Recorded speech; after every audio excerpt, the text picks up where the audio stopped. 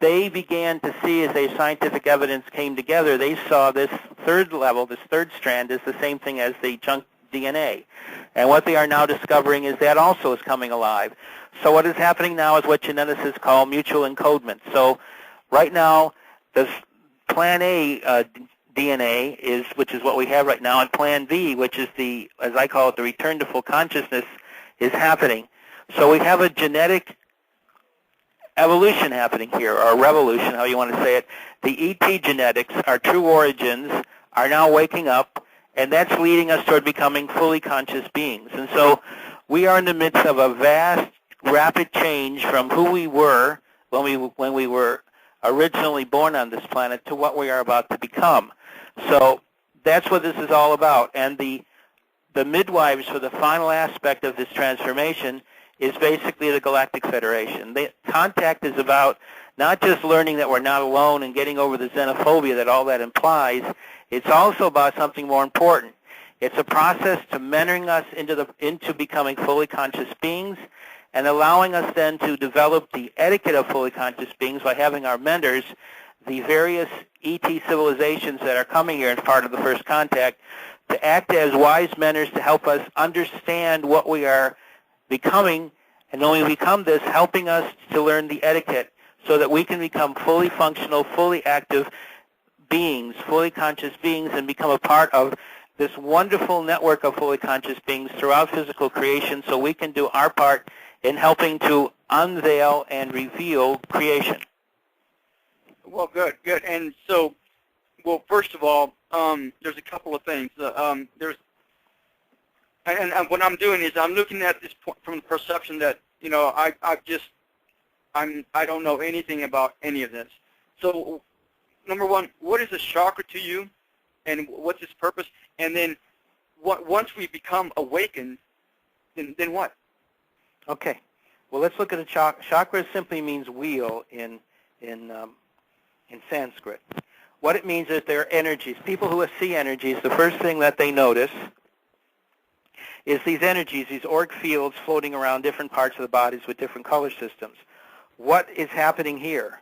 What is happening here is each part of the body is a holistic whole. A body can be looked upon as not quite as a machine. I don't really look at it that way. I look at it as an organism, a living organism. And each part of the organism is essential for it to maintain its life force. And so what these different chakras do is to help maintain each different aspect of the organism, or our body or our physical self together, this living organism, to allow it to maintain itself. So love and the energy that allows the blood to circulate is the heart chakra. It's giving its love and nourishment to the body, and you can just go through all the different systems and you'll see that all of that goes from survival at the base, which is the basis of survival, or the basis of life, all the way up to the top chakras, which are all about the light coming in and understanding how you relate to heaven, the so-called sentient aspects of the mind. So as you do that and you integrate it, you see then, to become a fully conscious being, certain aspects of these chakras that are not there, that are latent, or certain aspects that are not yet fully functional, but are somewhat functional, but have never really been able to get up to their full potential.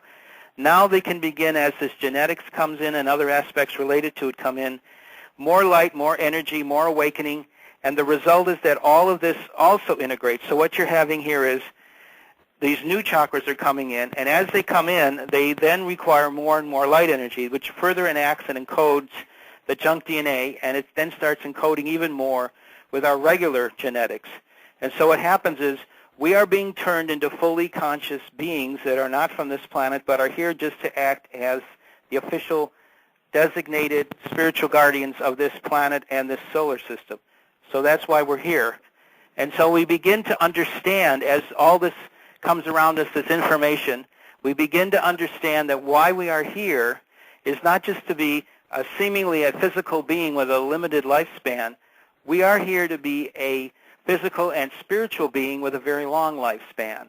And so what we are looking at right now is this change. So this period is basically a period of change, of transformation. So that's the first thing we have to understand, is that there's change going on. This awakening is part of this process. The changes in our bodies are part of this process.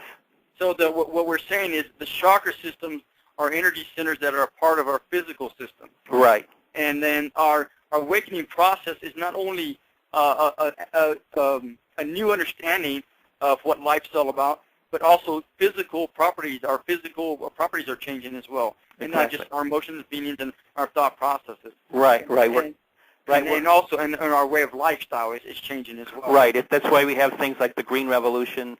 All of a sudden, the ecology related to a global warming awareness, and the need to see that our civilization needs to have elements in it that aren't there right now, and to work hard to see that those elements are inculcated into it, or that other parts of it that are not functioning properly and are actually dysfunctional to us maintaining ourselves as a being on this planet need to be changed. So that's what's happening here. We are working for change. We are working for a whole new reality. We are working toward changing ourselves as well. So this is a process.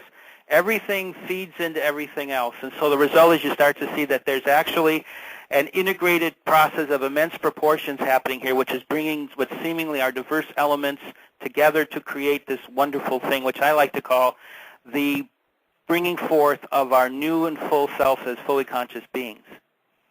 Now, there's still one thing that's left. I'm still wanting to understand as a neophyte. How is this new chakra system coming in and taking over, replacing, or just combining with our old chakra system? How is that process occurring? And then what can we do something to speed that up? And if so, is that good for us to speed it up? Okay, what we have to understand first of all is our 7-chakra system is also integrated, but around it are systems, as I just said before, that are latent.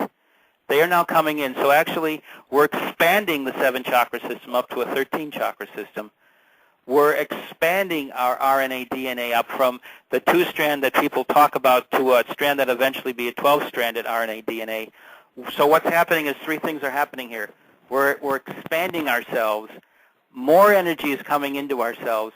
We are integrating that energy in, and then finally there's a process that is leading us, because of all of that, to be more and more aware of what's going on within ourselves, within the world around us, and within the universe as well. So what is happening here is a vast change in what we see as our reality, a vast change in what we see of what we are capable of, and a vast change of what we look at when we look at who and what we are.